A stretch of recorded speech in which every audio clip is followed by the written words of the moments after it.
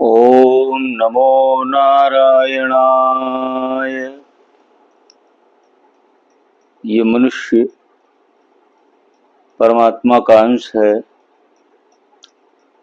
और घट घट में ईश्वर समाया हुआ है।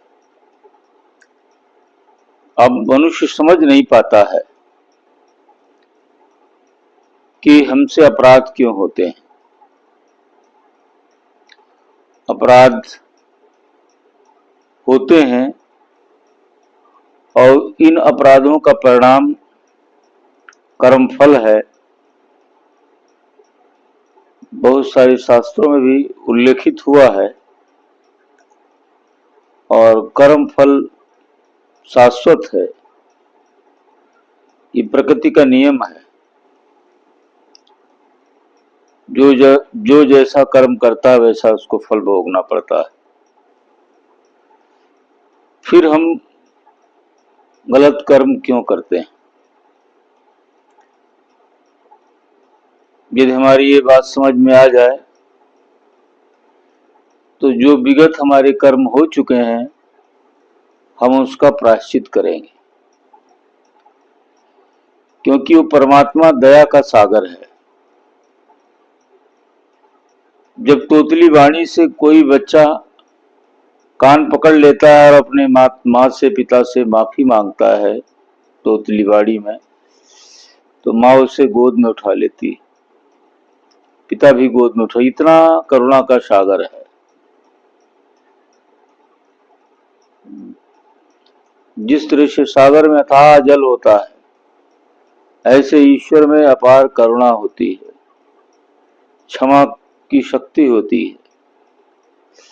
बस हमें क्षमा करना की प्रार्थना करनी, श्रद्धा भाव के साथ, अनन्य भाव के साथ। वो परमात्मा सबको पार लगाता है। कहते हैं गणिका को तार दिया, अजामिल भी बहुत बड़ा पापी था, उसको भी तार दिया, लेकिन कब? जब उसने माफी मांग ली और उसके बाद गलत काम करने छोड़ दिए। ज्ञान नहीं था इसलिए कर रहा था, ज्ञान आ गया, समझ आ गई तो मुड़ गया।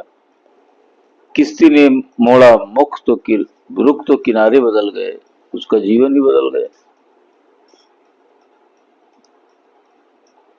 एक आम्रपाली थी, वेश्या थी, बहुत सुंदर थी, और भगवान बुद्ध के संपर्क में आने के बाद उसका रूपांतरण हो गया और वो धर्म प्रचारक बन गई।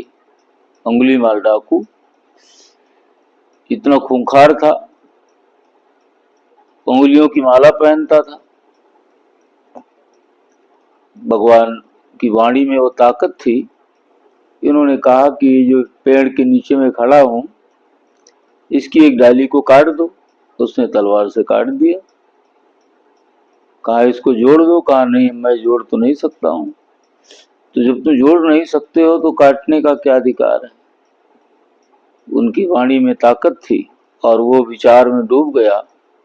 अंततः उसने जो गलतियां वो कर रहा था, भूल को उसने स्वीकार किया और उसके बदले में दंड सहन करना पड़ा। वो गांव गांव गया, माफी मांगा, लोगों ने दंडित भी किया, पत्थर भी मारे, लेकिन जिसने जो पाप कर चुका था वो कम नहीं थे, इसलिए सहन करता चला गया। प्रभु ने क्षमा कर दिया और उसको आगे बढ़ा दिया। क्योंकि हम अपने को जब अहंकारी बना लेते हैं कि हम कर रहे हैं और हम ही कुछ हैं, क्योंकि वो जो ईश्वर है अगम अगोचर है, वो अनुभूत तभी होगा, बहुत नजदीक है, हमारे अंदर है, लेकिन अनुभूत तभी होगा जब हम अब श्रद्धा सत्य में प्रत्यय, जब हमारे अंदर अनुभूतियां आएंगी, घटनाएं घटेंगी, ज्ञान का नेत्र खुलेगा, फिर हमको वो बहुत समीप दिखाई पड़ेगा और वो घट घट में व्याप्त दिखाई पड़ेगा। हमसे बातचीत करता हुआ अनुभव होगा, मार्गदर्शन करता हुआ अनुभव होगा। ये समूची सृष्टि उन्हीं की है, अनंत ब्रह्मांड इतना बड़ा उनका पसारा है, इसका भी ज्ञान हो जाएगा। इसलिए